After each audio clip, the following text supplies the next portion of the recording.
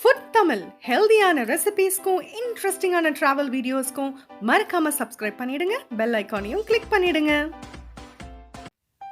Friends, இன்னைக்கு நம்ம சேனலில் பார்க்க போகிறது என்னன்னு பார்த்தீங்க அப்படின்னா சிக்கனில் ஒயிட் குருமா. இது வந்து ஷாஹி ஒயிட் குருமா அப்படின்னு சொல்லுவாங்க. இது வந்து ஒரு பங்களாதேஷி ஸ்பெஷல் டிஷ். நம்ம சேனல்ல ஏற்கனவே இந்த ஷாஹி வெரைட்டியில் வந்து ரெட் கறி சிக்கன் கறி செஞ்சுருப்போம். செம்ம சூப்பரான டிஷ்ஷு, கண்டிப்பாக ட்ரை பண்ணி பாருங்க. இது அதுலேயே வந்து ஒயிட் வெர்ஷன்.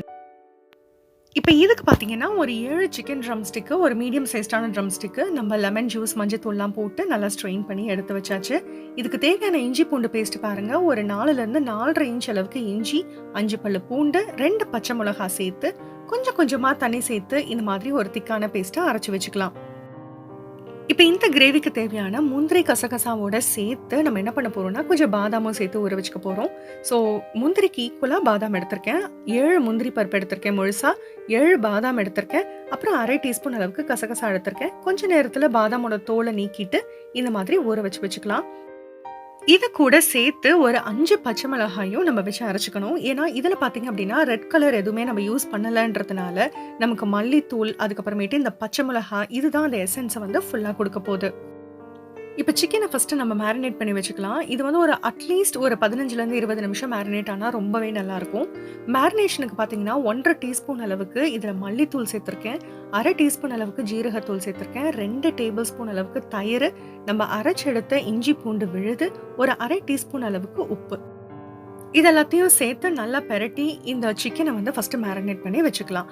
இதுக்கப்புறமேட்டு இந்த மசாலாவுக்கு தேவையான வெங்காயம் பார்த்தீங்க அப்படின்னா ஒரு மீடியம் சைஸ்டாக 3 வெங்காயம் எடுத்துக்கலாம். இது 1 பெருசு 2 சின்னதாக இருக்குது.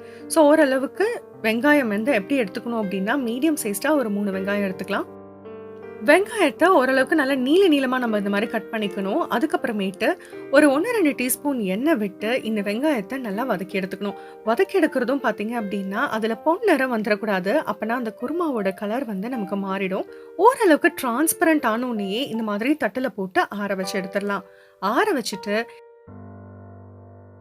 நம்ம ஏற்கனவே பண்ண ஷாஹி குருமாலையும் பார்த்தீங்க அப்படின்னா இந்த மாதிரி வெங்காயத்தை வதக்கி எடுக்கும்போது தான் சூப்பர் டேஸ்ட்டாக இருக்கும். ஆனால் அதில் வெங்காயத்தை நல்லா கோல்டன் ப்ரௌன் ஆக்கியிருப்போம், அந்த கலர் வரதுக்காகவும் அந்த டேஸ்ட் வரதுக்காகவும். இதில் பார்த்தீங்கன்னா வெங்காயத்தை டிரான்ஸ்பரண்ட்டாகவே வதக்கி நம்ம அரைக்க போகிறோம். வெங்காயம் நல்லா ஆறினதுக்கு அப்புறமேட்டு நம்ம ஒரே ஒரு கைப்பிடி அளவுக்கு வெங்காயம் வந்து தாளிக்கிறதுக்கு எடுத்து வச்சுட்டு மிச்சம் அவ்வளோ வெங்காயத்தையும் நம்ம மிக்ஸி ஜாரில் போட்டு அரைச்சிடலாம். அது கூட சேர்த்து நம்ம ஆல்ரெடி ஊற வச்சிருந்த முந்திரி, பாதாம், கசகசாவையும் துளி தெளிச்சு ஸ்மூத்தான பேஸ்ட்டாக இந்த மாதிரி அரைச்சி எடுத்துக்கலாம். நம்ம வெங்காயம் வதக்கியிருந்தோம் இல்லையா, அந்த அகலமான பேனை அதையே யூஸ் பண்ணிக்கலாம். ஒரே பேன் யூஸ் பண்ணிக்கிட்டோம் அப்படின்னா ரொம்பவே ஈஸியாக இருக்கும். இப்போ இதில் மேலே வந்து நம்ம ஒரு 4 டீஸ்பூன் அளவுக்கு எண்ணெய் சேர்த்துக்கலாம். இப்போ பார்த்தீங்கன்னா முதல்ல நிறைய எண்ணெய் சேர்த்துறாதீங்க. ஏன்னா வெங்காயம் பார்த்தீங்கன்னா அப்புறமேட்டு ரொம்ப எண்ணெய் குடிச்சிரும். அதனால வெங்காயம் வதக்கிறதுக்கு அப்போ 2 டீஸ்பூன் எண்ணெய் சேர்த்தா போதும். அதுக்கப்புறமேட்டு தாளிதத்துக்கு 3லேருந்து 4 டீஸ்பூன் தனியாக சேர்த்துக்கலாம்.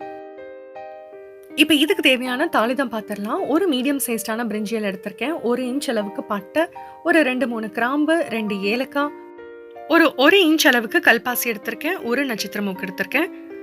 ஒரு 10 செகண்ட் தாளிச்சு விட்டதுக்கு அப்புறமேட்டு நம்ம ஒரு கைப்பிடி அளவுக்கு வெங்காயம் எடுத்து வச்சிருந்தோம் இல்லையா, அதை லேசாக வந்து வதக்கிக்கலாம். ஆல்ரெடி வெங்காயம் வதங்கினது தான், அதனால ரொம்ப டைம் எடுக்காது, லேசாக வதக்கினா போதும். அப்புறம் இந்த மாதிரி ப்ரிப்ரேஷன்ஸ்க்கு பார்த்தீங்க அப்படின்னா புதினா வந்து நல்லா வாசம் கொடுக்கும். நம்ம ஆல்ரெடி கல்பாசி போட்டிருக்கோம், அதே மாதிரி தான் இந்த புதினா இலைகளும். ஒரு 4-5 புதினா இலைகளை வந்து இதில் போட்டு வதக்கிடலாம். ரொம்பவே வாசமாக டேஸ்டாக இருக்கும் இந்த குருமா. இப்போ இது கூட சேர்த்து நான் கொஞ்சம் கொத்தமல்லியும் கட் பண்ணி போட்டிருக்கேன். கொத்தமல்லி பார்த்தீங்கன்னா புதினாவோட டபுள் மடங்கு போட்டிருக்கேன். இதுவும் நல்ல வாசனையை கொடுக்கும். இதெல்லாம் வதக்கிறதுக்காக தான் நம்ம கொஞ்சமா வெங்காயம் எடுத்து வச்சிருந்தோம். இப்போ நம்ம மேரினேட் பண்ணி வச்சிருக்கிற அந்த சிக்கன் ட்ரம் ஸ்டிக்ஸை இதில் சேர்த்துடலாம். ஏற்கனவே அதில் வந்து நம்ம மல்லித்தூள்லாம் சேர்த்து மேரினேட் பண்ணியிருக்கோம், அதனால வதக்கும் போது நல்ல வாசமா இருக்கும். அதில் இருக்க கிரேவியோட சேர்த்து இதில் டிரான்ஸ்ஃபர் பண்ணிடலாம். அந்த கிரேவி வந்து நமக்கு இஞ்சி பூண்டு விழுதும் தயிரும் தான், வேற எதுவுமே சேர்க்க தேவையில்லை. இது அப்படியே நல்லா வதக்கி எடுத்துக்கலாம். ஓரளவுக்கு மீடியம் ஃப்ளேமில் வச்சு இந்த மேரினேஷன்லையும் எண்ணெயிலையும் அப்படியே இந்த சிக்கனோடைய ட்ரம் ஸ்டிக்ஸை நல்லா வதங்க விடணும். எந்த அளவுக்கு வதங்க விடணும் அப்படின்னா, இந்த சிக்கனோட ட்ரம் ஸ்டிக்ஸில் முன்ன பின்ன நல்ல ஒரு கோல்டன் கலர் வரணும். அந்த அளவுக்கு வதங்க விடணும். அப்போ என்ன ஆகும்னா, நம்ம போட்டிருக்க அந்த பச்சை மசாலா இருக்கு இல்லைங்களா, கொத்தமல்லி தூள் இதோட வாடையும் இஞ்சி பூண்டோடைய வாடையும் நல்லா போயிடும். அந்த பச்சை வாசனை இருக்கவே இருக்காது.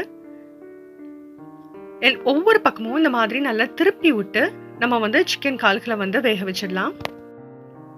மீடியம் ஃப்ளேம்லேயே வச்சு திருப்பி விட்டு இந்த மாதிரி மூடி போட்டு நம்ம குக் பண்ணுவோம்னு வச்சுக்கோங்களேன், நல்லா வந்து நமக்கு சீக்கிரமா குக் ஆயிடும். இந்த மாதிரி திருப்பி விட்டு நம்ம நல்லா வேக வைக்கலாம். ஓரளவுக்கு இந்த மாதிரி சிக்கன்ல நல்ல கோல்டன் ப்ரௌன் வர வரைக்கும் நம்ம வந்து திருப்பி விட்டு வேக வைக்கணும். இது இந்த மசாலா மேரினேட் மசாலால தான் நல்லா வேகிறதுனால டேஸ்ட் வந்து இன்னும் அதிகரிச்சுட்டு தான் இருக்கும். இப்ப பாருங்க, அந்த மேரினேட்ல இருக்கிற எண்ணெயும் நல்லா தெரிஞ்சு வந்துருச்சு. அதே நேரத்துல சிக்கனும் ஓரளவுக்கு நல்ல கலர் ஆயிடுச்சு. இப்ப நம்ம என்ன பண்ணணும் அப்படின்னா, அரைச்சு வச்சிருந்தோம் இல்லையா அந்த வெங்காய பேஸ்ட், அந்த பேஸ்ட்டை இதுல சேர்க்கலாம். இப்ப இந்த பேஸ்ட்ல பாத்தீங்கன்னா முந்திரி பாதாம்லாம் நம்ம சேர்த்து அரைச்சிருக்கோம் இல்லையா, ஸோ சிக்கன் வந்து அதோட சேர்ந்து நல்லா வேகும். ஒரு 1/2 டம்ளர் அளவுக்கு தண்ணி சேர்த்திருக்கேன். இப்போ நல்லா கிண்டி விட்டு இதை எல்லாத்தையும் நல்லா மிக்ஸ் பண்ணிடலாம். அதுக்கப்புறமேட்டு இதை மீடியம் ஃப்ளேம்ல வச்சு நல்லா கொதிக்க விடலாம். இது வந்து ஒரு நல்ல கிரேவி வந்து நமக்கு கொடுக்கும். ஏற்கனவே நம்ம 1/2 டம்ளர் தண்ணி சேர்த்திருந்தோம். இப்போ இன்னும் ஒரு 1 டம்ளர் அளவுக்கு தண்ணி சேர்த்து இதை நல்லா மிக்ஸ் பண்ணி கொடுத்து இந்த கிரேவியை நம்ம கொதிக்க விட போறோம். மேரினேஷன் அப்ப 1/2 டீஸ்பூன் அளவுக்கு உப்பு சேர்த்திருந்தோம். இப்ப இதுக்கு மேல ஒரு 1/2 டீஸ்பூன் அளவுக்கு இன்னும் கொஞ்சம் உப்பு சேர்த்து மிக்ஸ் பண்ணிடலாம். இப்ப பாருங்க, நல்லா கொதிச்சிட்டு இருக்கு. நல்லா மூடி போட்டு கொதிக்க விடலாம். ஒரு 10 நிமிஷம் ஆகட்டும். மீடியம் ஃப்ளேம்ல தான் கொதிக்குது. இப்ப 2 டேபிள் ஸ்பூன் அளவுக்கு தயிர் இதுல வந்து நம்ம சேர்க்க போறோம். நல்லா கொதிச்சிட்டு இருக்கு. சுத்திலும் நல்ல எண்ணெய் தெரிஞ்சு வந்துருச்சு பாத்தீங்களா. இந்த ஸ்டேஜுக்கு மேல நம்ம தயிரும் பாலும் சேர்க்கும் போது இதோட டேஸ்ட் வந்து அட்டகாசமா மாறிடும். நமக்கு வந்து 2 டேபிள் ஸ்பூன் அளவுக்கு தயிரும் 1/4 கப் அளவுக்கும் பாலும் சேர்த்தா இதுக்கு சூப்பரா இருக்கும். அது ரெண்டையும் சேர்த்து ஒரு கிண்ணத்துல இந்த மாதிரி பீட்டர் வச்சு மிக்ஸ் பண்ணி நல்ல ஸ்மூத்தான பேஸ்ட் ஆக்கி அதுக்கப்புறமேட்டு நான் சேர்க்கிறேன். இந்த மாதிரி பொதுவா தயிரை வந்து பீட்டர் வச்சு பீட் பண்ணி சேர்த்துட்டோம்னா நம்மளோட கிரேவில வந்து ஈஸியா மிக்ஸ் ஆயிடும். இந்த மாதிரி ரவுண்ட் மோஷன் பண்ணி கிளறி விட்டீங்கன்னா தயிர் வந்து தெரியாம சீக்கிரமாவே மிக்ஸ் ஆயிடும். நம்ம பாலும் இதுல சேர்த்துட்டோம். அதனால இதுக்கப்புறமேட்டு நல்ல மீடியம்க்கும் கொஞ்சம் ஹை ஃப்ளேம்ல வச்சு இந்த கிரேவி வந்து ஒரு நல்ல கன்சிஸ்டன்சி வர அளவுக்கு இதை கொதிக்க விடணும். அவ்வளவேதான். இதுக்கு மேல நமக்கு தேவையான கன்சிஸ்டன்சி வர அளவுக்கு நம்ம வந்து நல்லா கொதிக்க விடலாம். பேன் ஓப்பன்லேயே வச்சு கொதிக்க விடலாம். ஏன்னா ஆல்ரெடி நம்மளோட சிக்கன் வந்து ரொம்பவே சாஃப்டா வெந்திருக்கும். இப்போ இன்னும் இருக்கிற ஒரே ஒரு முக்கியமான இன்கிரீடியன்ட் வந்து மிளகுத்தூள். 1 to 1.5 டேபிள் ஸ்பூன் அளவுக்கு காரத்துக்கு ஏத்தாப்புல நம்ம தாராளமா மிளகுத்தூள் சேர்த்துக்கலாம். இந்த மிளகுத்தூள் சேர்த்ததுக்கு அப்புறமேட்டு நம்மளோட கிரேவி பாத்தீங்கன்னா லைட்டா திக்காக ஆரம்பிக்கும். எப்பயுமே இந்த மிளகுத்தூள் பார்த்தீங்கன்னா நம்ம 90% நம்ம குழம்பு குக் ஆனதுக்கு அப்புறமேட்டு போட்டோம்னா தான் அதோட வாசமும் ரொம்ப நல்லா இருக்கும், டேஸ்ட்டும் சூப்பராக வரும். இப்போ பாருங்க, மிளகுத்தூள் போட்டு ஒரு 5 நிமிஷம் லைட்டாக மூடி போட்டு குக் பண்ணி வச்சிருந்தேன். ஓரளவுக்கு சூப்பரான கன்சிஸ்டன்சி நமக்கு வந்துருச்சு. இதுக்கப்புறமேட்டு நம்ம சிம் பண்ணி பார்க்கலாம். இப்போ இந்த கன்சிஸ்டன்சி பார்த்தீங்கன்னா சப்பாத்திக்கு, ரைஸ்க்கு எல்லாத்துக்குமே சூப்பராக இருக்கும். இது வந்து நம்ம குக்கர் போடல, விசில் வைக்கல, எவ்வளோ சாஃப்டா வெந்திருக்கு பாருங்க ஒவ்வொரு சிக்கன் பீஸும். இப்பயே வந்து அப்படியே பீஸ் எல்லாம் வந்து நமக்கு கால்ல இருந்து கழற அளவுக்கு இருக்கு. அந்த அளவுக்கு நல்லா சாஃப்டா வெந்துருச்சு. நம்ம குக்கிங் டைம் அதே நேரத்தில் நம்ம தயிர்லாம் சேர்த்துருக்கோம் இல்லையா. இப்போ இதுக்கு வந்து சூப்பரான காம்பினேஷன் பார்த்தீங்கன்னா நம்ம தாமரைக்கிழங்கு ஃப்ரை பண்ணியிருக்கேன். இது ரெசிபி அடுத்த வீடியோவில் நான் உங்களுக்கு ஷேர் பண்ணுறேன். அட்டகாசமான சிக்கன் வெள்ளை குருமா வீட்டிலே ரெடி ஆயிடுச்சு. சுட சுட சாதம் வடிச்சு தாமரைக்கிழங்கு ஃப்ரையோட இந்த மாதிரி செஞ்சு பாருங்க. செஞ்சு பார்த்துட்டு எப்படி வந்ததுன்ற கமெண்ட்ஸை எனக்கு கண்டிப்பாக சொல்லுங்க. தேங்க்யூ.